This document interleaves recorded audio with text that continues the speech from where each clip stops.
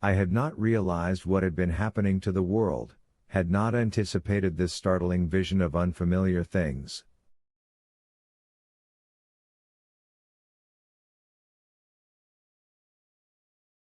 I had expected to see sheen and ruins. I found about me the landscape, weird and lurid, of another planet.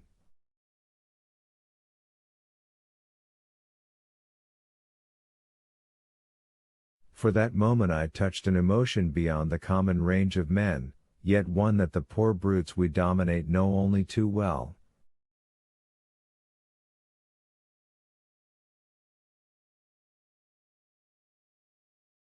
I felt as a rabbit might feel returning to his burrow and suddenly confronted by the work of a dozen busy navvies digging the foundations of a house.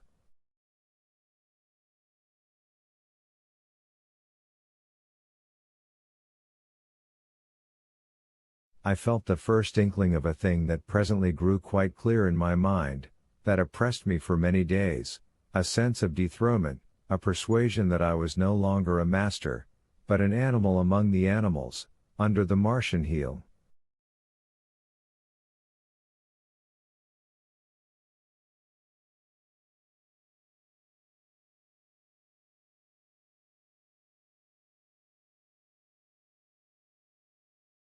With us it would be as with them, to lurk and watch, to run and hide.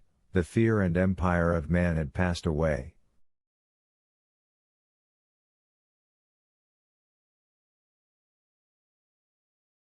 But so soon as this strangeness had been realized it passed, and my dominant motive became the hunger of my long and dismal fast.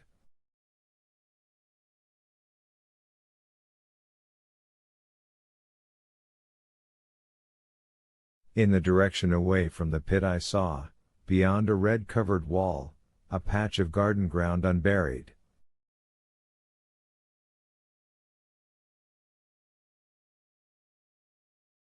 This gave me a hint, and I went knee-deep, and sometimes neck-deep, in the red weed. The density of the weed gave me a reassuring sense of hiding.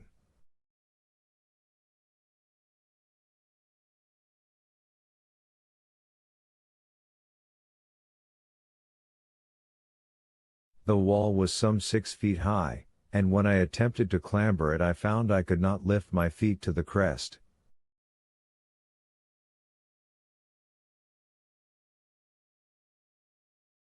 So I went along by the side of it, and came to a corner and a rockwork that enabled me to get to the top, and tumble into the garden I coveted.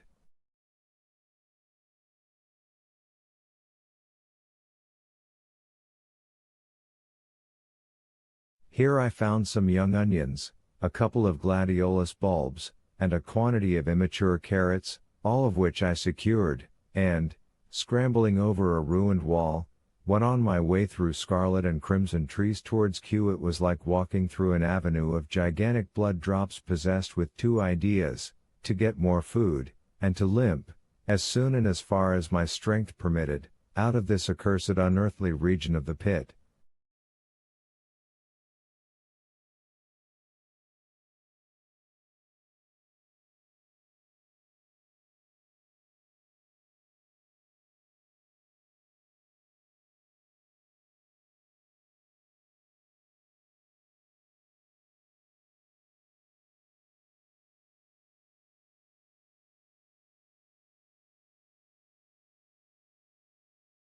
Some way farther, in a grassy place, was a group of mushrooms which also I devoured, and then I came upon a brown sheet of flowing shallow water, where meadows used to be.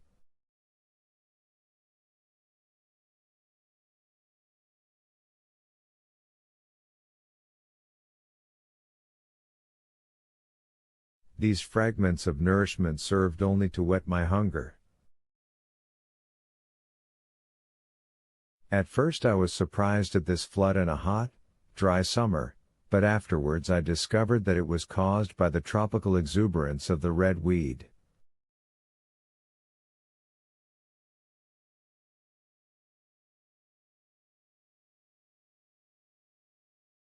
Directly this extraordinary growth encountered water it straightway became gigantic and of unparalleled fecundity.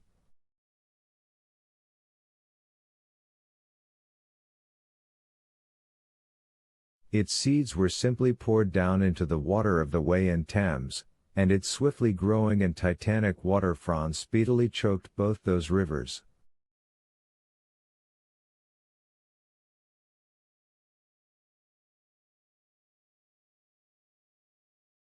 At Putney, as I afterwards saw, the bridge was almost lost in a tangle of this weed, and at Richmond, too, the Thames water poured in a broad and shallow stream across the meadows of Hampton and Twickenham.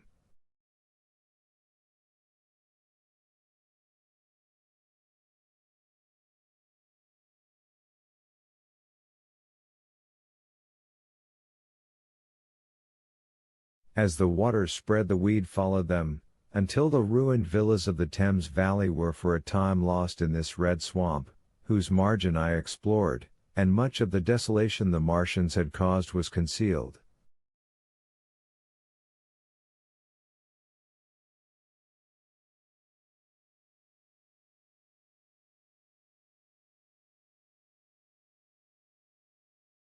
In the end, the redweed succumbed almost as quickly as it had spread. A cankering disease, due, it is believed, to the action of certain bacteria, presently seized upon it.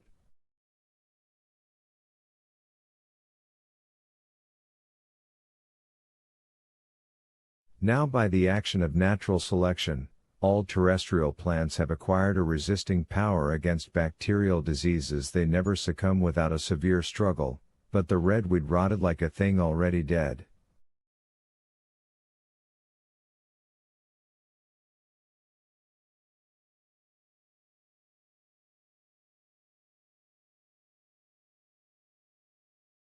The fronds became bleached, and then shriveled and brittle. They broke off at the least touch, and the waters that had stimulated their early growth carried their last vestiges out to sea.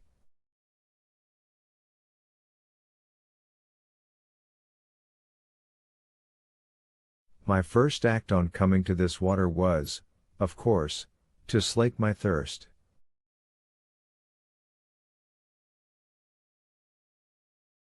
I drank a great deal of it and, moved by an impulse, gnawed some fronds of red weed, but they were watery, and had a sickly, metallic taste.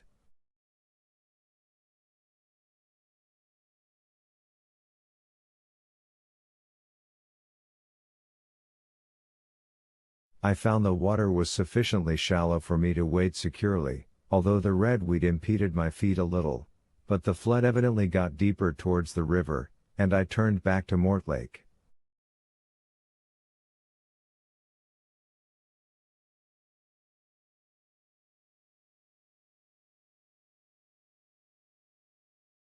I managed to make out the road by means of occasional ruins of its villas and fences and lamps, and so presently I got out of this spade and made my way to the hill going up towards Roehampton and came out on Putney Common.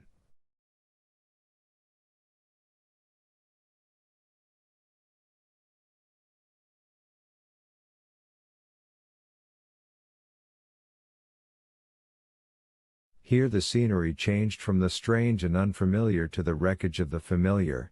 Patches of ground exhibited the devastation of a cyclone, and in a few score yards I would come upon perfectly undisturbed spaces, houses with their blinds trimly drawn and doors closed, as if they had been left for a day by the owners, or as if their inhabitants slept within.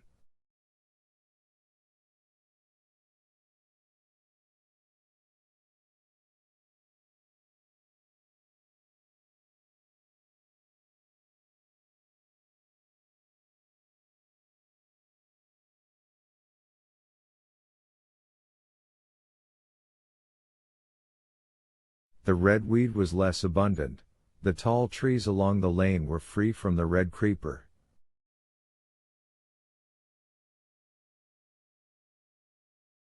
I hunted for food among the trees, finding nothing, and I also raided a couple of silent houses, but they had already been broken into and ransacked.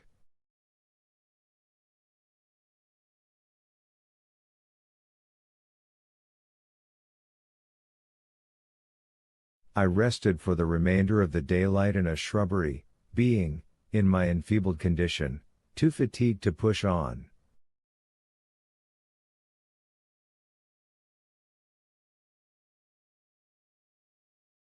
All this time I saw no human beings, and no signs of the Martians.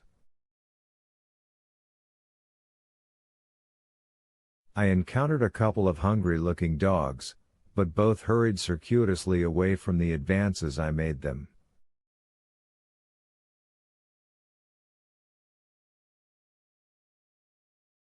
Near Roehampton I had seen 2 human skeletons, not bodies, but skeletons, picked clean, and in the wood by me I found the crushed and scattered bones of several cats and rabbits and the skull of a sheep.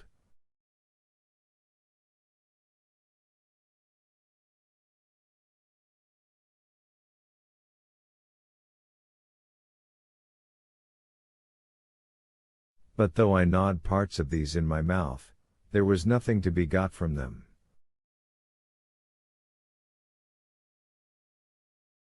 After sunset I struggled on along the road towards Putney, where I think the heat ray must have been used for some reason.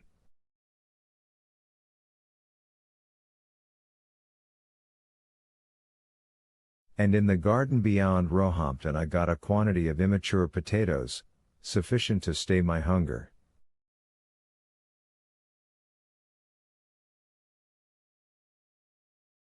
From this garden one looked down upon Putney and the river.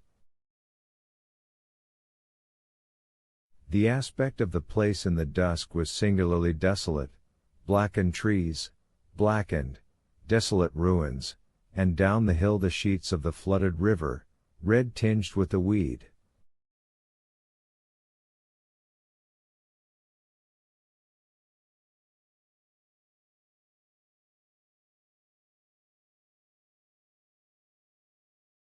And over all silence.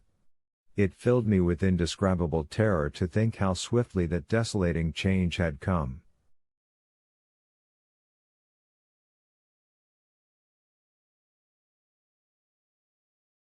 For a time I believed that mankind had been swept out of existence, and that I stood there alone, the last man left alive.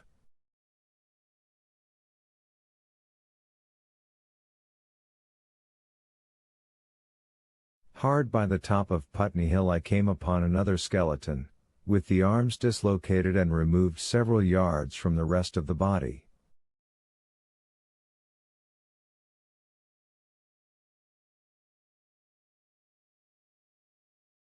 As I proceeded I became more and more convinced that the extermination of mankind was, save for such stragglers as myself, already accomplished in this part of the world.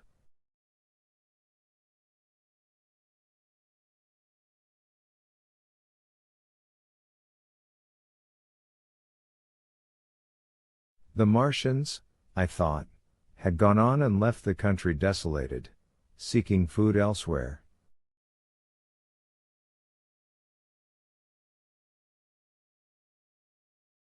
Perhaps even now they were destroying Berlin or Paris, or it might be they had gone northward. Chapter 7: The Man on Putney Hill.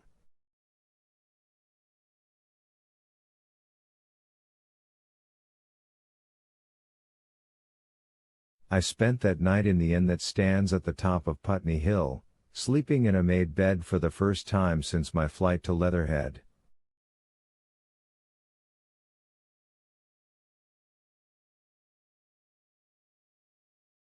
I will not tell the needless trouble I had breaking into that house. Afterwards I found the front door was on the latch, nor how I ransacked every room for food, until just on the verge of despair, in what seemed to me to be a servant's bedroom, I found a rat-gnawed crust and 2 tins of pineapple.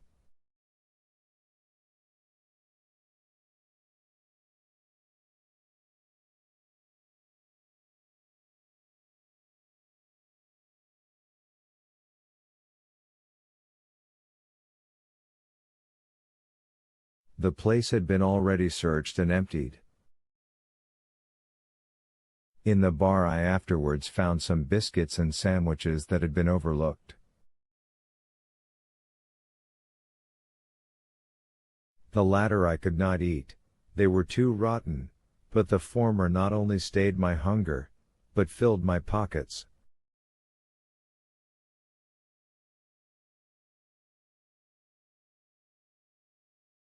I lit no lamps, fearing some Martian might come beating that part of London for food in the night.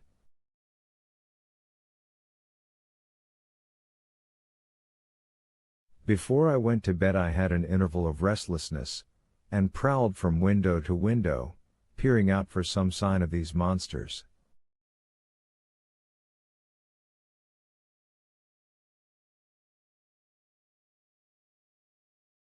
I slept little. As I lay in bed I found myself thinking consecutively a thing I do not remember to have done since my last argument with the curate.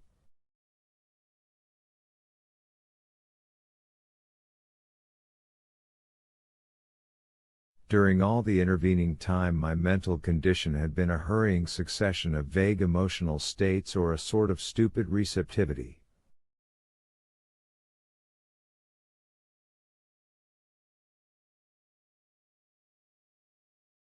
But in the night my brain, reinforced, I suppose, by the food I had eaten, grew clear again, and I thought.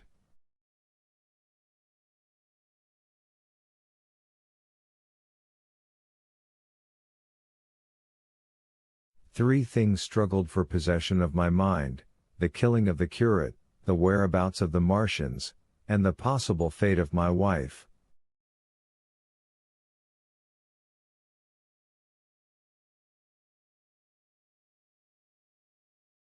The former gave me no sensation of horror or remorse to recall. I saw it simply as a thing done, a memory infinitely disagreeable but quite without the quality of remorse.